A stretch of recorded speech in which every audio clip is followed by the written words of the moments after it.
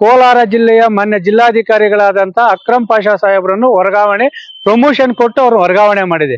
ಇದು ಪ್ರಮೋಷನ್ ಅಲ್ಲ, ರಾಜಕಾರಣಿಗಳ ಪಿತೂರಿ ಮತ್ತು ಒತ್ತಡದಿಂದ. ಡಿ ಕೆ ರವಿ ನಂತರ ಅಕ್ರಮ್ ಪಾಷಾ ಸಾಹೇಬ್ರೆ. ಕೋಲಾರ ಜಿಲ್ಲೆಯಲ್ಲಿ ರಾಜಕಾರಣಿಗಳ ಭೂ ಒತ್ತುವರಿ ಬಗ್ಗೆ ಧ್ವನಿ ಎತ್ತುವಂತಹ ಹಿರಿಯ ಅಧಿಕಾರಿಗಳಿಗೆ ವರ್ಗಾವಣೆ ಖಚಿತ ಖಚಿತ ಖಚಿತ.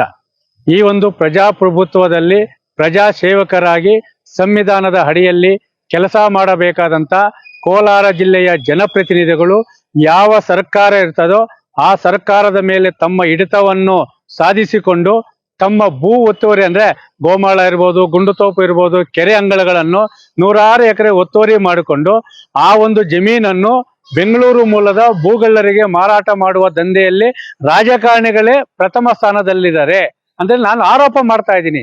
ಯಾಕೆ ಆರೋಪ ಮಾಡ್ತಾ ಇದ್ದೀನಿ ಅಂತ ಹೇಳಿದ್ರೆ, ಇವತ್ತು ಬಂಗಾರಪೇಟೆ ತಗೊಳ್ರಿ, ಮಾಲೂರು ತಗೊಳ್ಳಿ, ಶ್ರೀನಿವಾಸಪುರ ತಗೊಳ್ಳಿ, ಕೋಲಾರ ಜಿಲ್ಲಾದ್ಯಂತ ಸುಮಾರು 100 ಎಕರೆ ಗೋಮಾಳ ಜಮೀನನ್ನು ಅಕ್ರಮವಾಗಿ ಒತ್ತುವರಿ ಮಾಡಿಕೊಂಡಿರುವ ರಾಜಕಾರಣಿಗಳು ಆ ಒತ್ತುವರಿ ಜಮೀನುಗಳನ್ನು ಅಕ್ರಮ ಸಕ್ರಮವನ್ನು ಮಾಡಿಕೊಡದಂತಹ ಡಿಸಿನೇ ಇರ್ಬೋದು, ಎಸಿನೇ ಇರ್ಬೋದು, ತಹಸೀಲ್ದಾರ್ ಇರ್ಬೋದು, ಅವರ ತಾಳಕ್ಕೆ ತಕ್ಕಂತೆ ಕುಣಿಬೇಕು.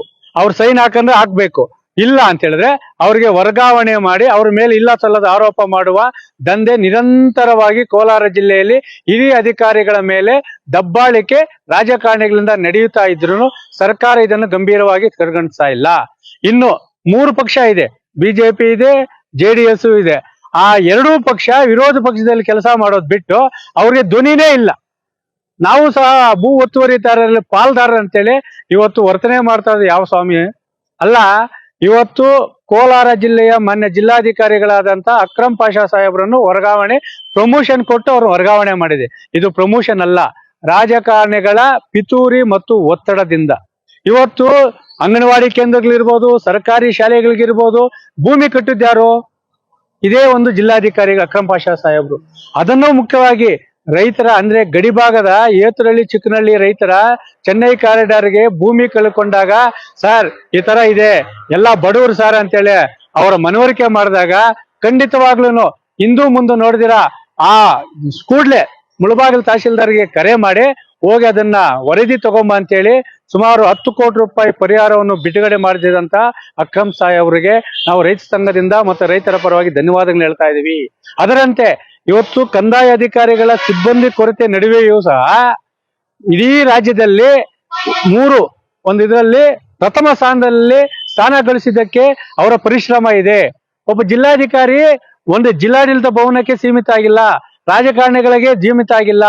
ಇಲ್ಲಿ ಕೋಲಾರ ಜಿಲ್ಲೆಯಲ್ಲಿ ಯಾವ ಅಭಿವೃದ್ಧಿ ಕಾರ್ಯಗಳು ನಡೀತಾ ಇತ್ತು, ಯಾವ ತಾಲೂಕು ಆಫೀಸ್ಗಳೇನೋ ಪ್ರಾಬ್ಲಮ್ ಇತ್ತು, ನಾಡ ಕಚೇರಿಗಳಿಗೆ, ಸರ್ಕಾರಿ ಆಸ್ಪತ್ರೆಗಳಿಗೆ, ಸರ್ಕಾರಿ ಶಾಲೆಗಳಿಗೆ ಏನಾದ್ರು ಭೇಟಿ ಕೊಟ್ಟಿದ್ರೆ ಡಿ ಕೆ ರವಿ ನಂತರ ಅಕ್ರಮ್ ಪಾಷಾ ಸಾಹೇಬ್ರೆ. ಆದ್ರೆ ಇವತ್ತು ಪ್ರಜಾಪ್ರಭುತ್ವದಲ್ಲಿ ಪ್ರಜೆಗಳನ್ನು ಕಗ್ಗೊಲೆ ಮಾಡುವ ಭೂ ಹಗರಣವನ್ನು ತನಿಖೆ ಮಾಡಲು ಮುಂದಾಗುವ ಹಿರಿಯ ಅಧಿಕಾರಿಗಳನ್ನು ವರ್ಗಾವಣೆ ಮಾಡೋ ದಂಧೆ ಖಂಡಿತವಾಗ್ಲೂ ಕಡೆಗಣಿಸಬೇಕು.